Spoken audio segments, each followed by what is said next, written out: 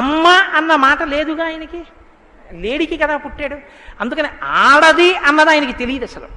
ఆడదన్నది ఒకటి ఉంటుంది, ఆ స్త్రీ శరీరం ఒకలా ఉంటుంది, పురుషుడి శరీరం ఒకలా ఉంటుంది, అసలు ఆయనకి తెలియదు. ఆయనకి ఏం తెలుసంటే నిత్యతృప్తుడు. ఎందుకు నిత్యతృప్తుడంటే నాన్నగారు చెప్పిన దాన్ని మీద మనసు పెట్టాడు. సూర్యోదయానికి ముందు స్నానం చేయి, ఆయనకి తృప్తి ఏమిటంటే ఆ స్నానం. అగ్నిహోత్రం చేయి, అగ్నిహోత్రం చేయడం ఆయనకి తృప్తి. స్వాధ్యాయం చేయి, వేదం చదువుకోవడం ఆయనకి తృప్తి. ఇలా నిత్యతృప్తుడై నాకు ఇది లేదన్న భావన లేకుండా బతికేస్తున్నాడు. ఇంత గొప్ప తపస్సు చేసేసాడేమో, అపారమైనటువంటి శక్తివంతుడైపోయాడు ఆ ఋష్యశృంగ మహర్షి. ఆయన అరణ్యంలో ఉన్నాడు. ఆయన అరణ్యంలో ఉన్నటువంటి కాలంలో, ఆయన పెరుగుతున్న కాలంలో ఒక తమాషా ఒకటి జరిగింది.